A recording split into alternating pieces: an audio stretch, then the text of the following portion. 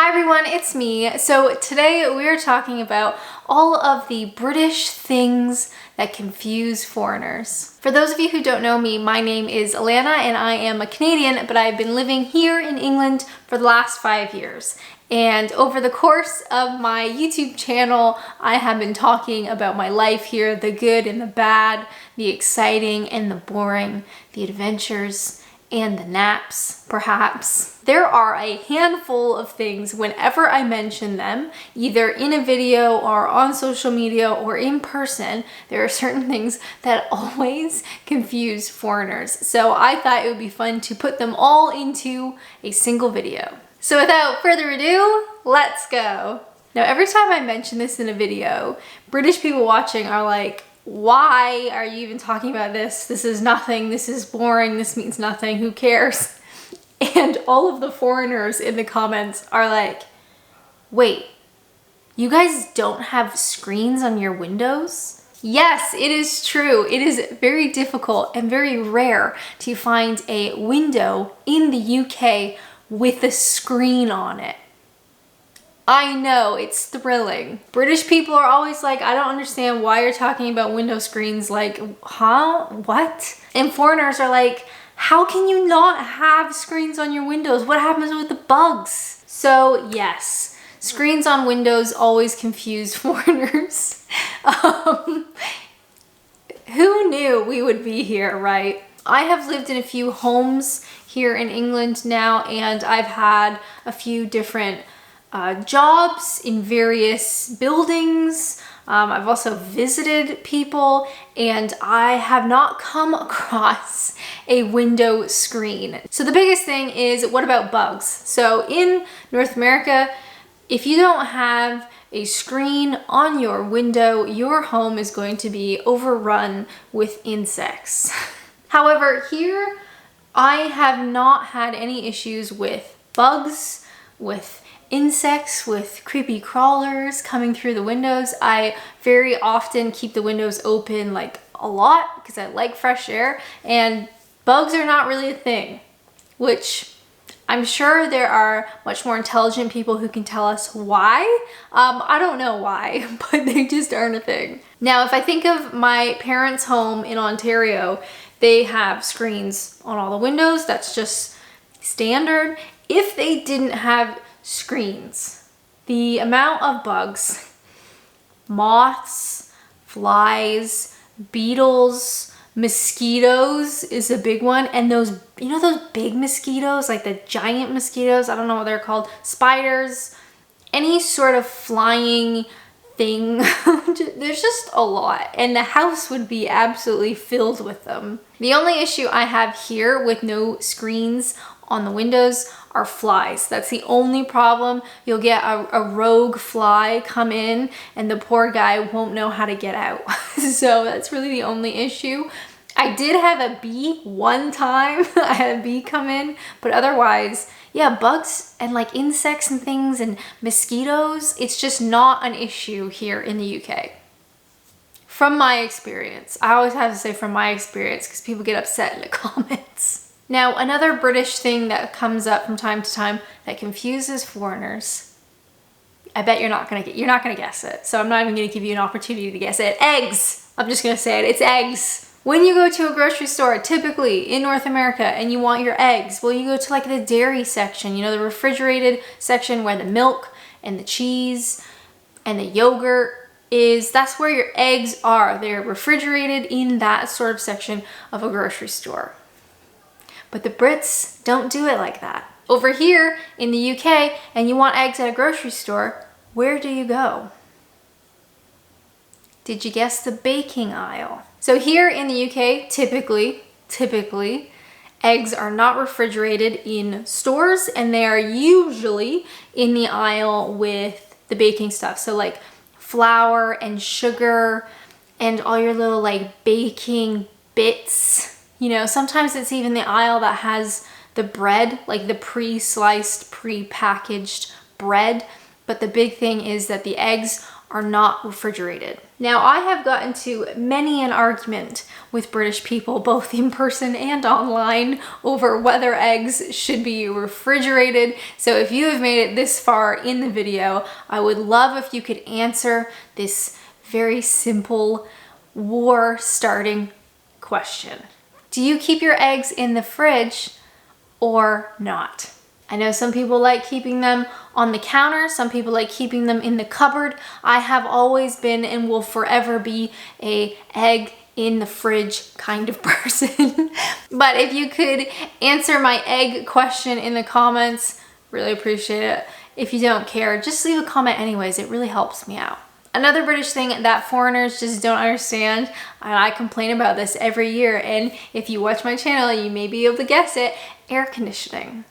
Yes, we're going there. Most homes and like a fair amount of businesses don't necessarily have air conditioning. Now, Brits will tell you that why bother when you only need it for 2 weeks of the year, and I disagree, but it doesn't matter because it's probably never going to change. I think in North America, we take air conditioning for granted. So many homes and businesses just have it. When it's 30 plus degrees in the summertime in Ontario and you're just sweating and you just want to go inside and be in the air conditioning, you really take that for granted, because when you come here and we have a heat wave, there is no relief. You just literally have to suffer through it.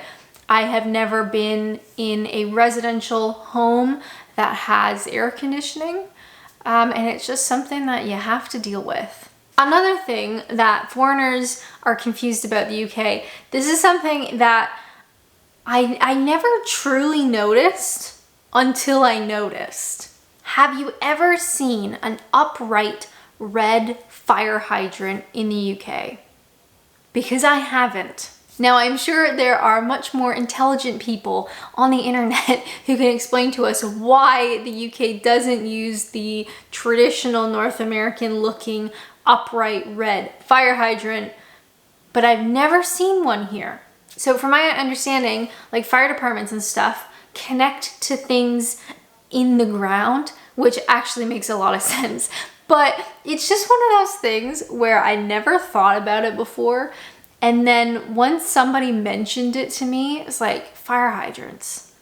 And I just thought, oh yeah, I've lived here for years and I've never seen one. So there's lots of little things like that being a foreigner here in the UK. The other one is stop signs. There are stop signs in the UK, but they are not common.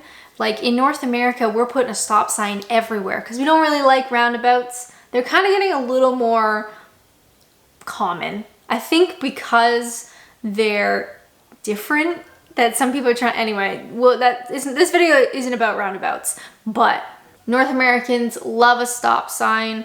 They're just everywhere. I have not actually seen one with my own 2 eyes here in the UK, but I do know they exist. So yeah, fire hydrants and stop signs, they are just things that you don't even really think about if you're North American like me, Canada, US, whatever. They're just everywhere.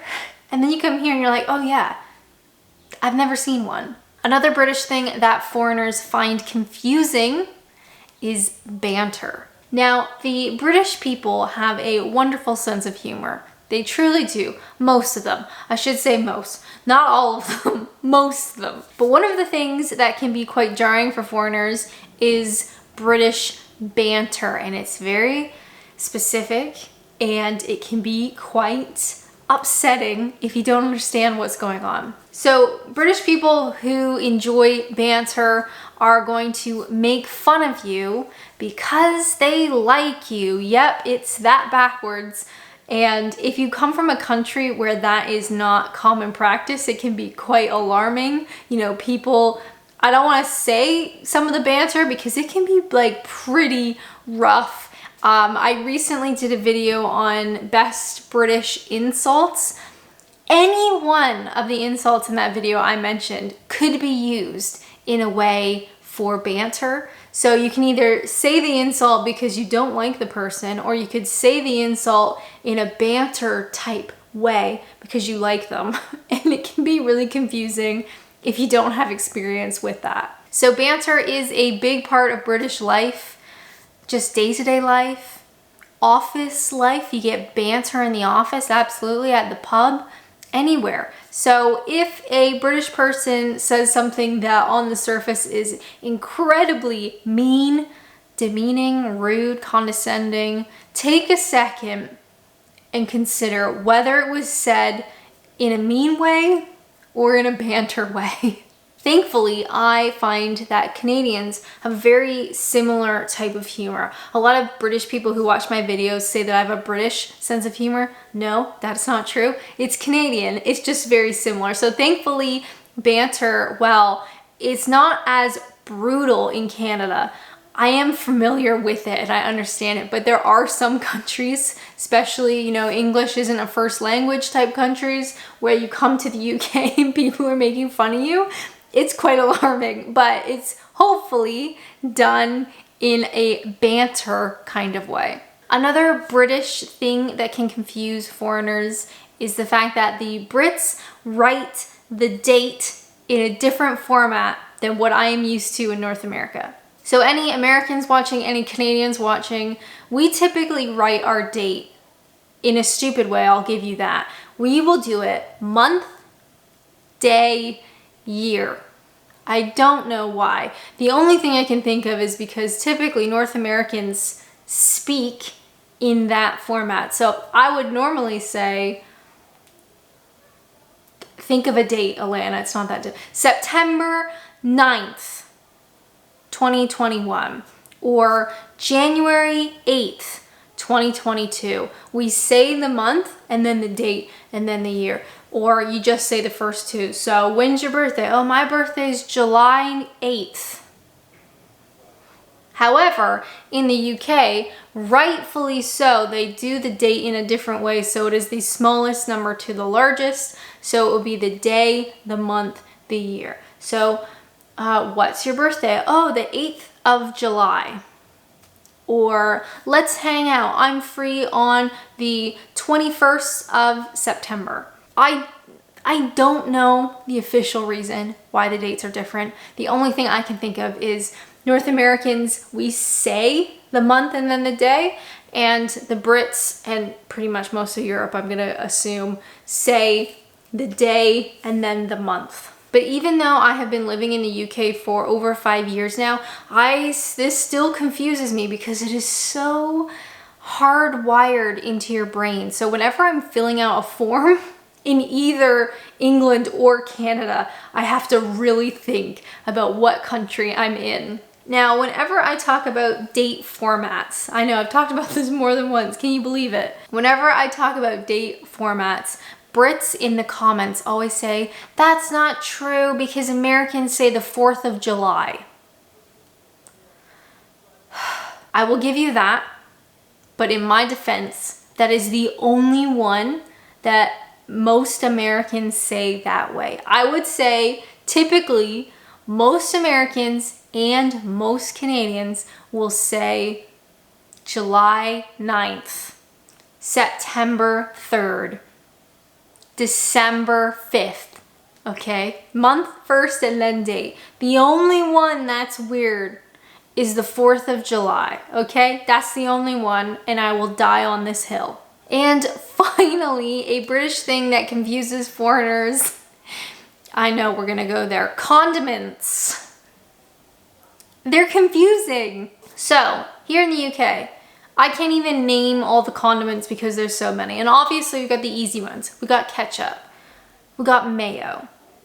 You can also typically get American style mustard. But please don't get that confused with English mustard because wow, that will take your head off. We also have curry sauce. How about brown sauce? And a personal favorite, salad cream. Yes, that is the real title. And that's not even all of them. That's just, I think, some of the most popular ones. So I know for myself as a Canadian coming to England, and I was greeted by salad cream early on. What is that? Well, it's kind of in the name. It's a type of condiment, a type of cream that you can put it on salads, you can put on sandwiches, you can dip stuff into it. Some people love it, some people hate it. It's just nothing I've ever come across in my sheltered life in Ontario before. Curry sauce is also really popular. Brown sauce is really popular. There's a whole, I should even bring this up, but it's too late now. There's a whole other subtopic on whether you keep your ketchup in the fridge or on the counter or / cupboard. There's a very heated debate. I am a fridge lady. I put my eggs in the fridge, I put my ketchup in the fridge, but I realize there are a lot of British people who keep their ketchup in the cupboard. It's too late. I mean, we're not gonna get into it now. But foreigners, they get confused about the condiments. There's so many, and there's some really strange ones too. So those are just a handful of the British things that foreigners don't understand. I get these comments on my videos all the time. Anytime I mention this kind of stuff, I always get either a message or a comment from another foreigner saying, huh? That makes no sense. If you guys have actually made it this far in the video, thank you so much. You're truly wonderful. Could you subscribe, maybe a thumbs up, leave a comment? The comment can be anything, it really doesn't matter, but the comments do help.